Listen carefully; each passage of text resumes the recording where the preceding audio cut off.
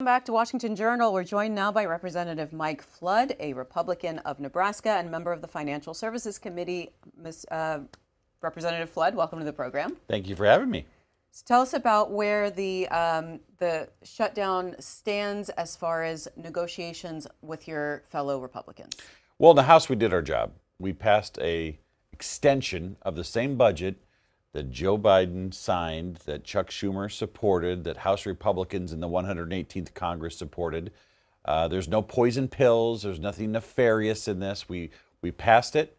And, your previous guest, she had a lot of opportunities to say that she could have voted for funding the government, but they failed to do that. And now it sits in the Senate.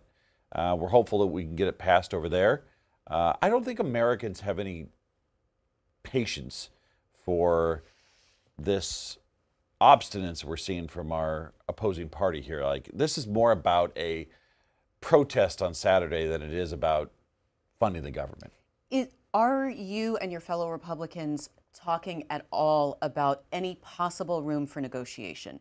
Anything that you could do that you could take to the Democrats and you can come to a deal? Well, the last time the Democrats offered us anything, it was $1.5 trillion in additional spending, getting rid of the $50 billion for rural health care hospitals. We're in the House, so we did our job. We sent it over to the Senate. It's sitting in their lap right now. I'm in Washington because, yes, I want the government open. I want people working. I want TSA agents paid. Will the Speaker bring the House back anytime soon? Well, I think from where he sits, same question I have is, what would we do different? I mean, we voted to fund the government. House Democrats, except for one, voted not to fund the government. It was a black or white issue, and we find ourselves in a situation where the Senate's now dealing with it. Hopefully they find something. The challenge, I think, the bigger issue is, we put a November 21 deadline to get a bipartisan budget that gets 60 votes in the Senate. We've eaten 2 weeks away from that. So it's possible, I think, that when they do deal with that, they're going to have to maybe even extend the date. I don't know what they're going to do because we've lost a lot of time here. A caller in our last segment was complaining that the House is not working at all, not working on anything. And here is Representative Houlihan from our last segment talking about committees not meeting, and then I'll get your response. There is no reason why, even if the government is so-called shut down, that we are not at work on those appropriations bills. The Appropriations Committee ought to be nose to the grindstone, bipartisanly together, working for the day when we do reopen the government, so that we can ease the opportunity to make those votes happen. The caller brings up a really, really good point. As of right now, as of this conversation that we are all having, Mike Johnson has not canceled votes next week. So theoretically, that means that next week we will all show up to Washington, D.C., and as near as I can still stare at each other, because even if he reopens the government, we haven't primed the pump for any committee work, any committee hearings, any sort of markups, any sort of votes. And I think that that's something that in the very first shutdown that I was involved in 7 or so years ago, we still did. We still met. We still did markups. We did all of those things, but we just needed to work through what was going on across the aisle on shutdown.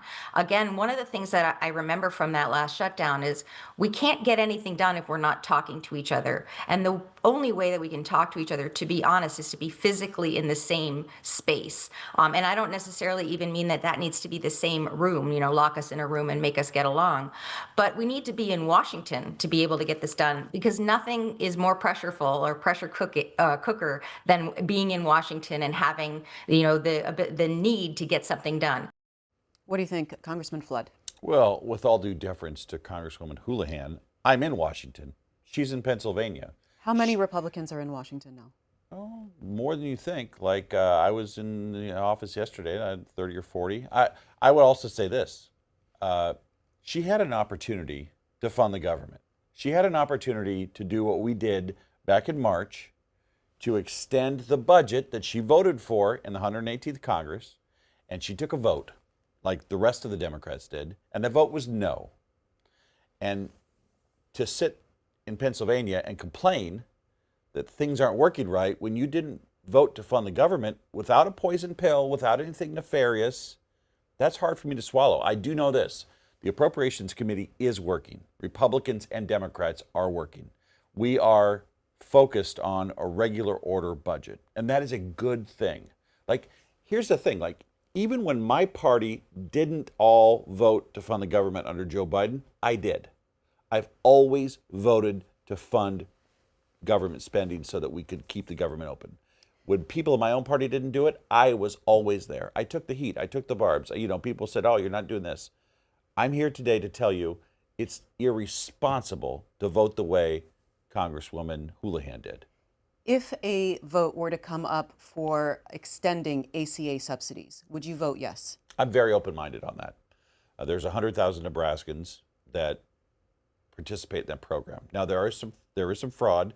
The Biden White House acknowledged it, that there's fraud in that ACA program, but there's also really good people that need that. So I'm very open-minded on that, and I'm the chair of the Main Street Caucus, where 13 of my colleagues have already signed on a bill that would extend that. Here's what I don't like. Extend ACA subsidies? Yes. Permanently?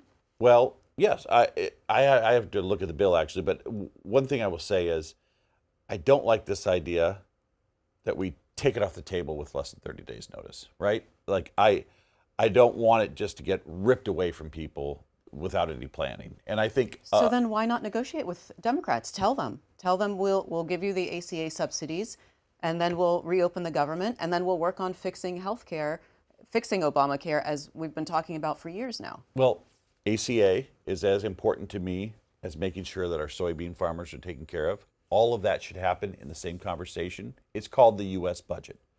November 21 is the date we're extending this to. Every single day we're in a shutdown, we're not having those conversations. We sent over a clean CR. By the way, the ACA stuff, that's going to take, that's like brain surgery because we have to go in, we have to look at a very complex, complicated program. We have to make sure we address the fraud, look at who's getting it, how it works, and there are a lot of different ideas there. We can't do that with a gun to our head during the middle of a shutdown. But can you not do it before it runs out, which is December 31st, and open enrollment starts November 1st? So that's what Democrats are saying is we've run out of time. Well, this is like one of 10 of their objections. Like, they want $1.5 trillion in new spending. They want hundreds of millions of dollars for illegal immigrants to get free health care. They want to repeal the $50 billion that we signed to rural hospitals. Listen, fund the government, sit down at the table, and let's work this out. We can do that. That's what we proposed. Like, when you look at what we did in the House, we basically said, we're going to extend the Biden-Schumer budget to November 21 so that we can work on all this other stuff. Nothing nefarious. And because they have Trump derangement syndrome, they said no. And now they're living in it. They're sitting in it. How do you define Trump derangement syndrome? This whole conversation is not about funding the government. It's about Chuck Schumer protecting himself from his base. He did the right thing in March when he extended government funding to the end of September.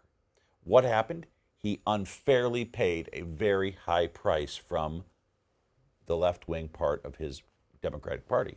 He's not going to make that mistake again. So we find ourselves in a situation where we're here to protect Chuck Schumer's political future instead of doing what's right for Americans. If you'd like to join the conversation with Congressman Mike Flood, a Republican of Nebraska, you can do so. Our lines are by party. Republicans are on 202-748-8001, Democrats 202-748-8000, and Independents 202-748-8002.